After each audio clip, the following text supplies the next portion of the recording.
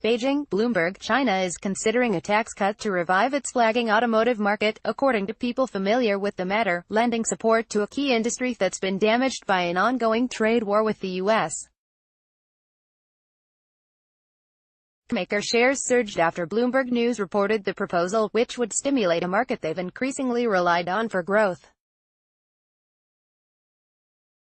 Among Chinese carmakers, Great Wall Motor jumped as much as 6.9%, Geely Automobile Holdings gained as much as 6%, and Guangzhou Automobile Group rose as much as 4.4% in Hong Kong Tuesday. Volkswagen AG, selling just under 40% of its vehicles in China last year, as well as BMW AG and Daimler AG gained in Frankfurt trading on Monday. Ford Motor and General Motors also rallied in the U.S. The move would help shore up the world's largest automotive market, which is facing its first decline in more than 2 decades as a trade war with the U.S. hits at consumer spending power. A torrid few months of escalating countermeasures have led Volkswagen, Ford and Renault to all cut their outlooks, as sales in the country slid for 4 straight months.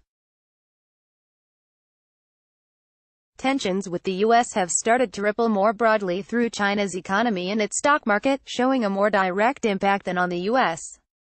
To counteract the slowdown, China's top economic planning body is proposing to have the tax on car purchases to 5%.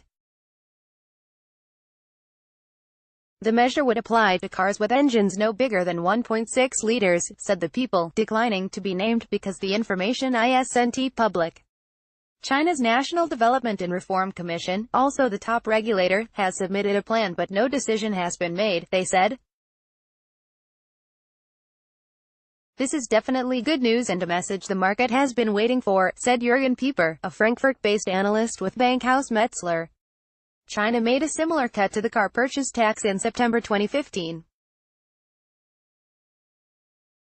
If stimulus is announced in the coming weeks, the 2015 experience suggests expectations for 2019 industry sales could be revised higher by as much as 2 million to 2.5 million units, or as much as 10%, Sanford C. Bernstein. This would mean mid-single-digit growth next year compared with current expectations for a modest decline, they wrote. Ford climbed as much as 6.8% on Monday, buoyed both by the China news and a Goldman Sachs analyst upgrading the stock to a buy. The company's China sales have declined in 14 of the past 15 months. GM rallied as much 5.1%. The NDRC didn't immediately respond to a fact-seeking comment. Cars of that engine size accounted for some 70% of the total number of passenger vehicles sold last year, according to the China Association of Automobile Manufacturers. Chinese car sales are on track for their first annual drop in 2 decades, after racking up growth records as an emerging middle class bought their first cars. The slowdown in China is just one of the challenges facing an industry that's also grappling with tougher emissions tests and the rise of the electric car. Daimler, the world's biggest luxury car maker, has lost almost a quarter of its value this year. Shares in French supplier Valeos are down by almost 60%. Last week, Volkswagen warned that the trade tensions with the U.S. are dragging on the market, prompting the German manufacturer to cut its forecast for industry sales in China. The company had forecast a 4% expansion this year in the country, but recent data show the market to be flat or even lower for the year, it said. As part of the economic standoff with the U.S., China increased the levy on vehicles imported from America to 40%. The country almost simultaneously lowered the duty on other imported cars to 15%, leaving consumers confused about pricing and potentially lowering demand, according to the China Passenger Car Association.